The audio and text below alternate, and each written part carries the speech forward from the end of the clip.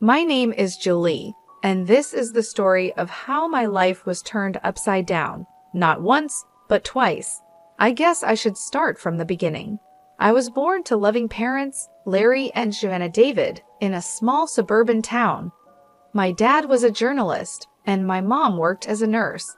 We weren't rich, but we were happy. Life was pretty normal until I turned 14, and then everything changed. It was a rainy Friday evening when my parents were driving home from a dinner party. I was at home with my grandma, watching some silly cartoon when the phone rang. I'll never forget the chill that went through me when I heard my grandma crying softly in the kitchen. The next few days were a blur. They told us Mom had died instantly in the crash. Dad survived, but just barely. When I finally saw him in the hospital, he was just a shadow of the man I once knew. His legs were crushed, and the doctor said he'd never walk again. "Julie," he whispered, reaching for my hand. "I'm so sorry, sweetie. I'm so sorry." I didn't understand why he was apologizing. It wasn't his fault a drunk driver had crashed into their car. But as I got older, I realized he was sorry for what our lives had become, for the struggles we would face, for the mother I had lost, and for the father he thought he could no longer be. But my dad, Larry David, was stronger than he gave himself credit for. After he got out of the hospital and adjusted to life in a wheelchair, he threw himself into his work. He had always been a talented writer, and now he focused all his energy on his job as an editor at the city's major newspaper. As I entered my teenage years, Dad made sure I had everything I needed. He encouraged me to join clubs, make friends, and have as normal a life as possible. But the truth was, I preferred spending time with him. We watched old movies together, argued about books, and he helped me with my homework. When it was time for college, Dad insisted that I go away to school. "You need to spread your wings, kiddo," he said. "Don't worry about me, I'll be fine." I was hesitant, but I knew he was right, so I went off to college. I went to the State University of New York and studied accounting. That's where I met Emma, who became my best friend. Through Emma, I met her second cousin, Paul. Paul was kind and funny, and he didn't flinch when I told him about my dad. In fact, the first time he met Dad, they got along right away, bonding over their shared love of classic rock. Later, Paul told me, "Your dad is cool, and you're amazing for taking care of him all these years." I tried to play it off, but inside I was glowing. For the first time since the accident, I felt like maybe, just maybe, I could have a normal life, a life with love, laughter, and even a family of my own someday. After graduation, things started to fall into place like a puzzle.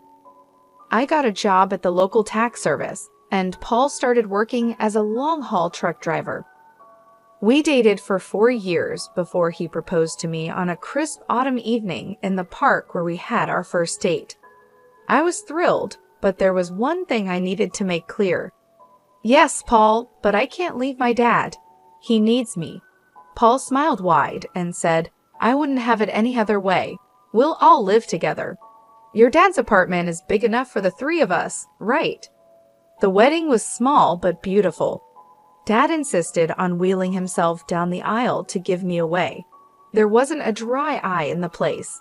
As I stood there, holding Paul's hand, I felt like I was living a fairy tale.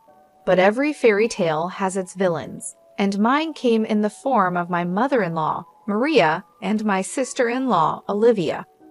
From the moment I met them, I could tell they didn't approve of me. "So your father is handicapped?" Maria asked during our first meeting, wrinkling her nose like she smelled something bad. "He's disabled," I corrected, trying to stay calm. "But he works as an editor." "How nice," she interrupted, clearly not interested. Then she turned to Paul and asked, "Are you sure about this? There are so many nice girls from good families." I felt my face flush with anger and embarrassment, but Paul immediately defended me. "Mom, Julie is from a good family. Her dad's disability doesn't change that. I love her, and that's all that matters." That shut Maria up, but I could still see the disapproval in her eyes. Olivia, following her mother's lead, was just as cold towards me after the wedding. True to his word, Paul moved in with Dad and me, and our life settled into a comfortable routine. I'd go to work at the tax office, while Paul was on the road for days at a time. When he was home, we'd all have dinner together. But whenever Maria and Olivia visited, the atmosphere in our home changed. They acted like they owned the place, barely acknowledging Dad's presence. Once, I overheard Maria whispering to Olivia, "It's a shame. Paul could have done so much better. Now he's stuck with this girl and her crippled father. What if they have children? Can you imagine the genes?" I was furious, but I kept quiet for Paul's sake. I tried to keep the peace, but it was getting harder and harder. One evening, after a particularly tense visit from Maria and Olivia, I broke down in tears. Paul found me in our bedroom, crying. Hey, he said, pulling me into his arms. "What's wrong?" "Your mom and sister," I sobbed. "They hate me. They think I'm not good enough for you because of Dad." Paul's face hardened.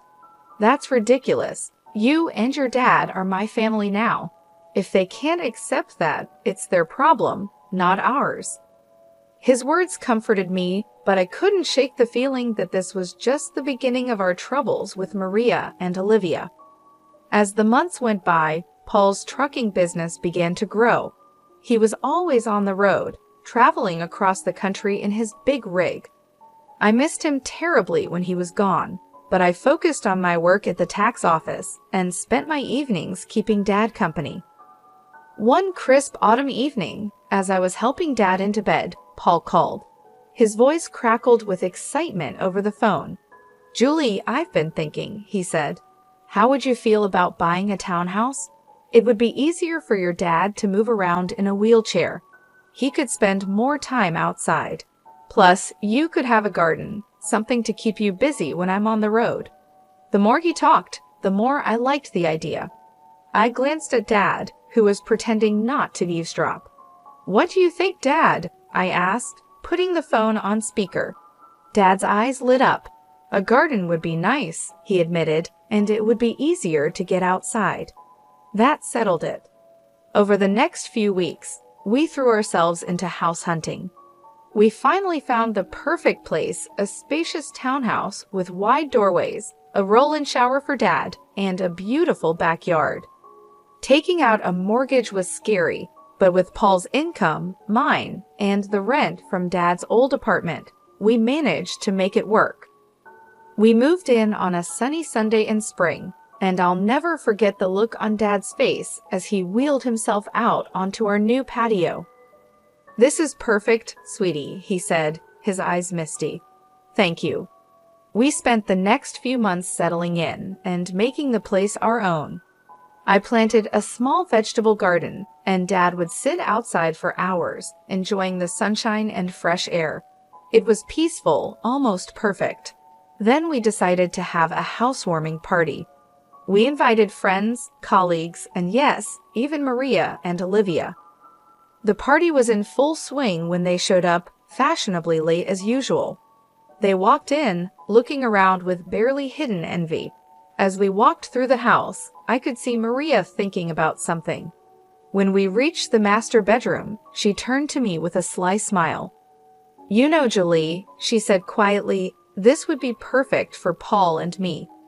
Why don't you send your father to a nursing home? Then I could move in here."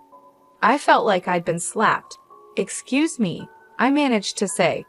"Oh, don't look so shocked," Maria continued. "Your father isn't well. He's not a whole person anymore, is he? He doesn't need all this luxury. A nursing home would be more than enough for someone in his condition." Before I could respond, Maria marched out to the patio where Dad was talking with some guests. To my horror, she grabbed the handles of his wheelchair and started pushing him toward the driveway. "Maria!" I shouted, running after her. "What are you doing?" "If he won't go to a nursing home, he can stay outside," she sneered. "That's what you wanted, isn't it? For him to be outdoors?" I was shaking with rage and disbelief. Thankfully, Paul heard the commotion and came running. His face turned red with anger when he saw what his mother was doing. "Mom," he yelled, What the hell are you doing? Let go of Larry's chair right now. Maria looked shocked by Paul's tone. But honey, I don't want to hear it, Paul cut her off. You and Olivia need to leave now. After they left, Paul apologized over and over to Dad and me. I'm so sorry, he said, his voice breaking. I had no idea she would do that. I'm just so sorry. Dad reached out and patted Paul's hand. It's not your fault, son, he said gently. Some people just can't understand. Life settled into a new routine after that incident. Maria and Olivia kept their distance, which was fine with me. Paul focused on his work, taking on more long-haul routes to help pay for our new home. I split my time between my job at the tax office, taking care of our home, and looking after Dad. 4 years passed quickly. Our life became comfortable and predictable. Paul was on the road most of the time, but when he was home, our little family was happy. Dad's health was stable, and he seemed content, spending his days in the garden or working on his editing from home. Then came the call that shattered my world. I was at work when my phone rang. A man's unfamiliar voice greeted me, Mrs. Walker, this is Officer Andrew from the Highway Patrol. My heart sank. Yes, I barely managed to say. I'm sorry to inform you that your husband, Paul Walker, has been in a serious accident. The rest of the conversation was a blur. Words like head-on collision and didn't make it floated around me, but I couldn't understand them. It wasn't until I heard myself thanking the officer and hanging up that the reality began to hit me. Paul was gone. The next week was a fog of grief and disbelief. I went through the motions of planning the funeral like a robot, barely understanding what was happening. The day before the funeral, I gathered my courage and called Maria. I thought she deserved to hear about her son's death from me, not from a newspaper obituary. Hello, Maria's sharp voice answered. Maria, it's Julie, I said, my voice trembling. It's about Paul. He's gone. There was an accident. There was silence on the other end of the line, and then, to my shock, Maria's voice came back, dripping with anger. This is your fault, she hissed. You made him work so hard, driving that truck to pay for your fancy house. You killed my son. I was stunned. Maria, that's not, save it, she snapped. I expect you to give him the best funeral money can buy, but don't expect a penny from us. You made your bed, now lie in it. The line went dead. I stood there, phone in hand, tears streaming down my face. How could she be so cruel? How could she blame me for this? The day of Paul's funeral was gray and rainy, matching my mood perfectly. The church was full. Paul was well-liked in the community, and it seemed like half the town had come to pay their respects. After the service, as people passed by to offer their condolences, I noticed that Paul's mother and sister were nowhere to be seen. They hadn't even bothered to show up for their own son and brother's funeral. Dad reached out and squeezed my hand. It's their loss, sweetie. We're family, and we'll get through this together. As we pulled into our driveway, something seemed off. The lights were on in the house, which was strange because I was sure I had turned everything off before we left. Did you leave any lights on, Dad? I asked, frowning. He shook his head. No, I don't think so. As we got closer, I noticed movement inside the house. My heart started pounding. Were we being robbed on the day of Paul's funeral? I quickly helped Dad out of the car and into his wheelchair, my mind racing. Should I call the police? But as we approached the front door, I heard familiar voices inside. A chill ran down my spine as I recognized them. I pushed open the door to find Maria and Olivia in our living room, surrounded by boxes and pieces of furniture. What the hell is going on here? I demanded, my grief momentarily forgotten in the face of this outrageous intrusion. Maria turned to me, her face a mask of fake sympathy. Oh, Julie dear, we're just helping you pack up. After all, you can't possibly afford to keep this place now that Paul is gone. I was speechless. Olivia added, her voice sickeningly sweet, don't worry, you can go back to your father's apartment. It's cozy. I could feel the anger building inside me. "Get out," I said, my voice low and dangerous. "Get out of my house right now." Maria had the nerve to look offended. "This house belongs to us now. All of Paul's property does. We're his family after all." "Like hell you are," I exploded. "Where were you today? At his funeral?" "Oh, that's right, you couldn't be bothered to show up." Maria waved her hand dismissively. "We were busy making arrangements. Now be a good girl and start packing. We'll meet you out by tomorrow." I couldn't believe what I was hearing. These women hadn't shed a tear for Paul, hadn't even attended his funeral, and now they were trying to kick us out of our home. "I'm calling the police," I said, pulling out my phone. Maria and Olivia exchanged worried looks. They clearly hadn't expected me to fight back. "Now, Julie," Maria began, but I cut her off. "No, you have exactly 10 minutes to get out of my house before I call the cops. This is my home. Paul and I bought it together. You have no right to be here." Maybe it was the steel in my voice or the fire in my eyes, but Maria and Olivia finally realized they had gone too far. They gathered their things and left, but not before Maria turned to me with a sneer. "This isn't over, Julie. You'll be hearing from our lawyers." The days after Paul's funeral were a blur of grief, anxiety, and paperwork. I threw myself into sorting out Paul's affairs, partly to keep busy and partly out of fear that Maria and Olivia would try to take what wasn't theirs. A week after the funeral, I received a call from a local law firm. My heart pounded as I answered the call, afraid it was Maria, following through on her threat of legal action. "Mrs. Walker?" a crisp, professional voice asked. "This is Scott Thompson from Thompson and Partners. I'm calling about your late husband's will." I felt a small flicker of hope. "His will? I didn't know he had one." "Yes, ma'am. Mr. Walker came to see us about 5 months ago. He asked that we contact you in the event of his passing." I scheduled an appointment for the next day, my mind spinning. Why hadn't Paul told me about this? What did it mean? The next morning, I wheeled Dad into Mr. Thompson's office. The lawyer greeted us warmly, his kind eyes crinkling at the corners. "Mrs. Walker, Mr. David, thank you for coming in," he said, gesturing for us to sit near his desk. "I'm sorry for your loss." Mr. Thompson opened a file on his desk.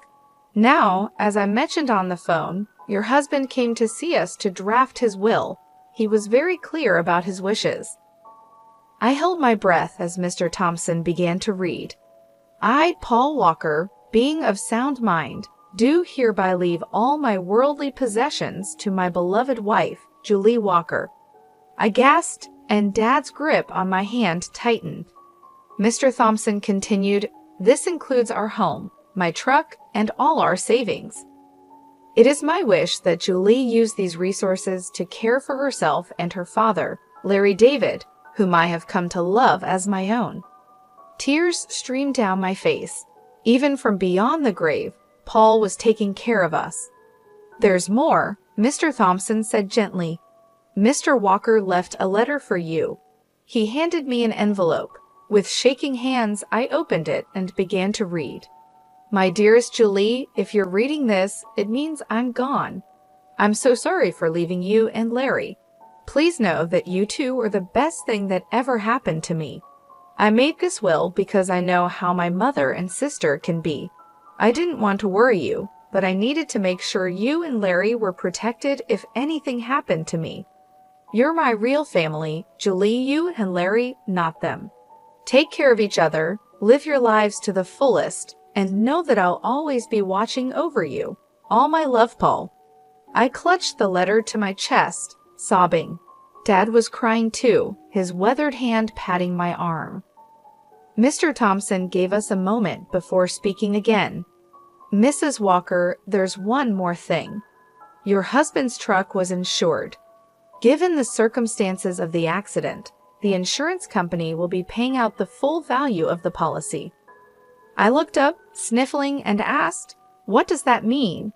Mr. Thompson gave me a small smile and said, It means you'll be receiving a large sum of money, enough to pay off your mortgage and more. As we left the lawyer's office, I felt like a weight had been lifted from my shoulders. We were going to be okay. Paul had made sure of it. As we pulled into our driveway, I noticed a familiar car parked on the street. My heart sank as I recognized Maria's sleek sedan.